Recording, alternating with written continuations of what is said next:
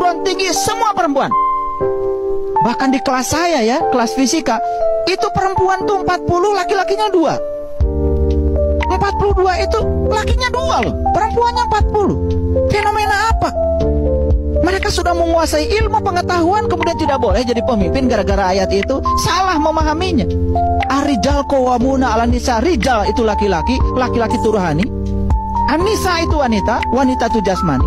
Yang berhak menjadi pemimpin siapa saja yang sudah mengangkat rohaninya di dalam dirinya menjadi khalifah. Walaupun laki-laki tapi rohaninya masih dicengkram oleh pikiran dan tubuhnya, itu yang gagal biasanya memimpin. Rusak kalau jadi pemimpin seperti itu, hanya mementingkan urusan diri sendiri. Angkatlah pemimpin, orang-orang yang sudah bisa mengangkat jiwanya, rohani sebagai pemimpin dalam dirinya. Itulah ar-rijal qawwamuna 'alan nisa. Masuk akal. Begitu banyak ritual yang sudah kita lakukan tapi kita nggak ngerti. Makanya kenapa waris laki-laki 2 bagian, perempuan 1 bagian? Itu simbolik. Urusan rohani 2 bagian, tapi urusan jasmani 1 bagian saja. Karena kaya bukan berapa banyak yang kita miliki, tapi perasaan berkecukupan dari dalam. Itu namanya kaya. Baru sampai mana? Baru sampai 2. Sudah terbentuk tadi alam semesta? Terbentuk ya. Begitu alam semesta terbentuk oleh positif dan negatif, sadar bahwa sesungguhnya kita di alam semesta ini ditugaskan untuk menerima positif dan negatif dengan keikhlasan yang sama. Negatif mencengkram yang positif, dua-duanya sumber penderitaan. Makin menolak apa yang kita ingin, yang tidak kita ingin makin terjadi berulang-ulang. Mencengkram yang kita ingin, takut kehilangan yang kita sudah miliki, mencintai apalagi berlebihan, kita juga menjadi menderita. Sampai 2 ya. Sekarang 3. Untuk melestarikan proses yang 2 ini, lalu Allah menghadirkan yang 3. Apa itu? Penciptaan, pemeliharaan, peleburan.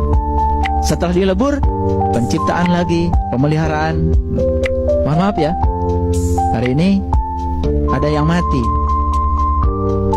Kemana itu tubuh?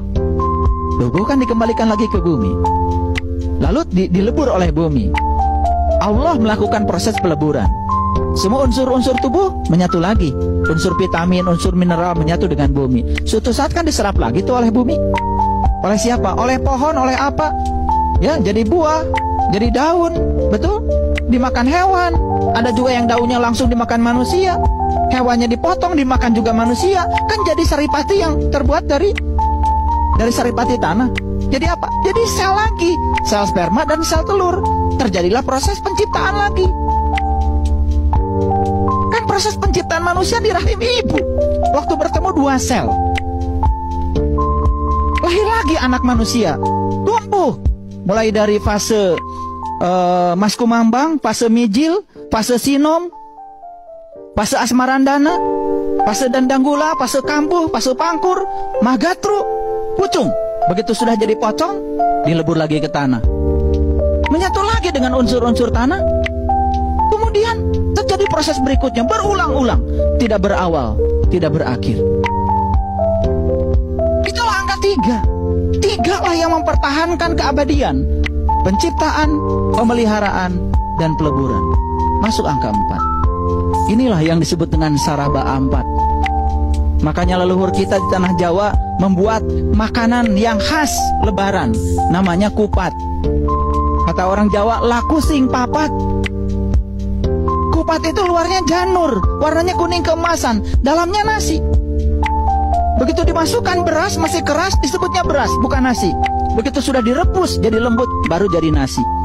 Makanya kadang orang keras itu masih beras itu. Harus direbus itu, ya. Gampang marah, gampang menjustifikasi orang, gampang menghukumi orang, gampang nyalah-nyalahkan orang, bahkan memusuhi orang, membenci orang, bahkan menebar kebencian kepada orang lain. Itu beras itu, masih keras. Rebus itu. Tapi direbusnya di mana? Direbusnya dalam wadah yang namanya janur. Janur itu bahasa Sanskertanya sejatinya nur. Jadi sebetulnya sejatinya nur, sejatinya manusia adalah nur. Makanya luarnya janur, dalamnya beras. Beras bahasa Arabnya, bahasa Indonesianya nasi.